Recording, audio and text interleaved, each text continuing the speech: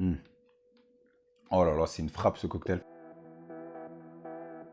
Salut, aujourd'hui je vous présente la box Mix & Share du mois d'avril. Elle est sur le thème de Pâques, donc évidemment on a fait une box sur le thème du chocolat et vous allez voir, ça va être des cocktails juste excellents. Aujourd'hui on va utiliser du rhum arrangé et ce rhum arrangé il est fait par le rhum KO. C'est une marque française qui fait des rhums à partir de rhum agricole fait dans les Antilles. Ce que j'adore chez...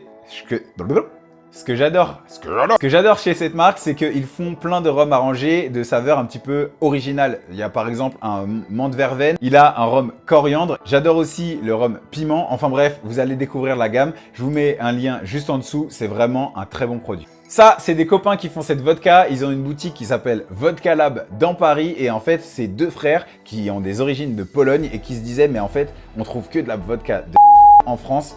Et du coup, ils ont eu l'idée de faire enfin une cave à vodka. Ils sont dans le 11e arrondissement. Vous pouvez découvrir des vodkas un petit peu de partout dans le monde. Et ils ont fait leur eau de vie. À savoir qu'en fait, c'est comme un rhum arrangé, sauf que c'est avec de la vodka. Et là, celle-là, c'est noisette pralinée. Le produit est superbe et je vous invite à aller le découvrir. Donc, soit dans la box, soit si vous allez sur leur site internet Vodka Lab. Le troisième produit, c'est la vodka Tito's. Elle a été créée aux États-Unis en 1995 et elle est faite à partir de maïs. Ce qui est assez marrant, c'est qu'en fait, elle vient du Texas. Vous voyez que les mecs sont un petit peu chauvins. Et au lieu de faire du whisky qui se vend pas parce qu'il y avait trop de concurrence, il a commencé en faisant du whisky et une vodka et très rapidement, il vendait plus que de la vodka. Donc, il a jeté le whisky et maintenant, c'est des spécialistes de vodka. Les mecs, ils vendent énormément et c'est fait encore à la main jusqu'aujourd'hui. Je crois. Ouais, il y a encore écrit handmade, peut-être que c'est plus d'actualité, peut-être c'est des mythos, peut-être c'est eux les mythos, ne m'accusez pas, allez vérifier mes sources. Mon caméraman est aussi un barman. Alors du coup on est parti pour notre premier cocktail, en fait c'est un daiquiri revisité, on va utiliser donc notre rhum maracuja. Le daiquiri c'est un cocktail vraiment classique qui se fait avec du citron, du rhum et du sirop de sucre de canne. On va twister un petit peu aujourd'hui en utilisant du coup notre rhum maracuja.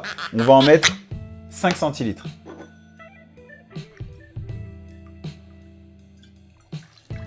Ensuite, au lieu du sucre de canne, je vais utiliser du sirop de chocolat blanc. Franchement, c'est juste une tuerie. On va en mettre 2 centilitres.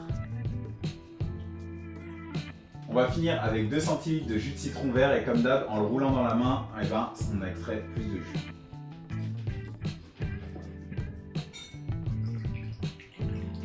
« 2 centilitres, c'est à peu près la moitié d'un citron vert.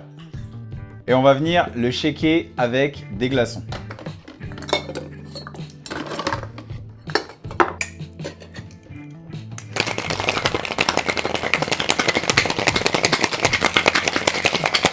Je sais que c'est bon quand 1, je suis essoufflé et 2, quand il y a de la buée qui s'est formée sur mon shaker.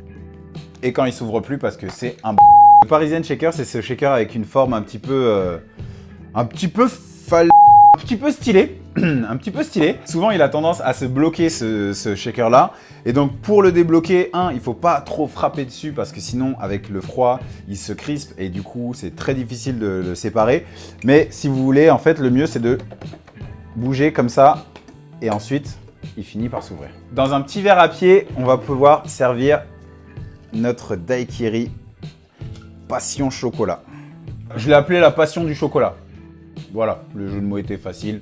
J'ai pas non plus réfléchi pendant 10 ans. Si vous trouvez mieux, mettez-le en commentaire.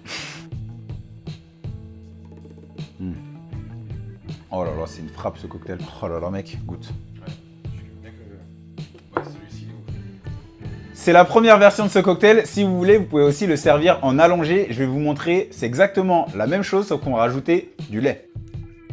Donc pareil, 5 centilitres de rhum, 2 centilitres de sirop de chocolat blanc, 2 centilitres de citron vert fraîchement pressé. Et là, le twist, c'est qu'on va rajouter 5 centilitres de lait. Alors si vous êtes intolérant au lactose, prenez un lait d'amande, ça fonctionne tout aussi bien. Pareil, on met des glaçons et on remplit notre verre de glaçons aussi. Ce qui est génial avec le lait quand on le shake, c'est que ça mousse. Et on vient le servir dans notre verre. Et là, ça donne une texture vachement crémeuse. Dans les box cocktails, je vous ai mis un carré de chocolat. Il sert justement à faire la déco de ce cocktail. On va venir râper un petit peu de chocolat noir pour rehausser un petit peu le goût et pour lui donner un look encore plus gourmand. Si vous voulez pas en mettre partout comme moi, vous pouvez mettre une assiette en dessous. Au moins, ce sera plus pratique à nettoyer. Voilà le premier cocktail, la passion du chocolat. Il est sexy, hein?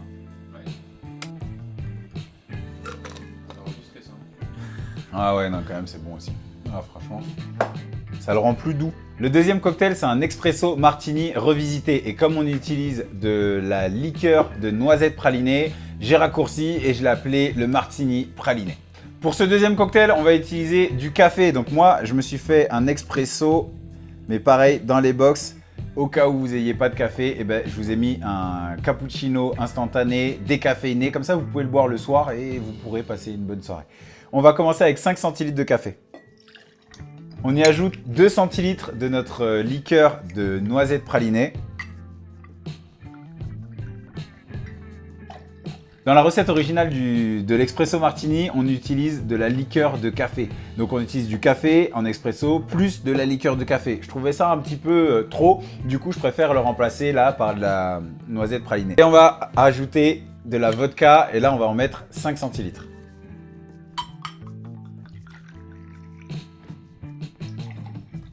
Vous voyez, c'est vraiment très simple, il y a 3 ingrédients. Si vous voulez, pareil comme dans le premier cocktail, vous pouvez y rajouter du lait, mais là pour le coup, je trouve que c'est pas nécessaire. On va le shaker comme ça avec des glaçons.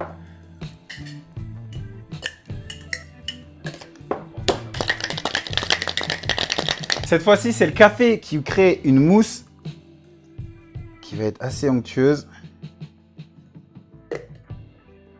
et qui va nous permettre de faire notre déco en posant juste 3 petits grains de café qui vont flotter sur la mousse. Et voilà notre deuxième cocktail, le martini praliné. C'est puissant, c'est onctueux. Bon, voilà vos 2 voire 3 cocktails, donc un plutôt chocolat blanc et l'autre vraiment café. Vous pouvez retrouver tous les ingrédients sur le site cpcocktail.com. Vous sélectionnez la box Mix & Share du mois d'avril sur le thème de Pâques. Voilà, je vous retrouve la semaine prochaine pour un nouveau cocktail. N'oubliez pas de vous abonner si ce n'est pas déjà fait à la page Citron Pressé sur YouTube. Je vous fais des gros bisous, même s'il y a le Covid. Moi, je m'en fous, je fais des bisous quand même. Allez.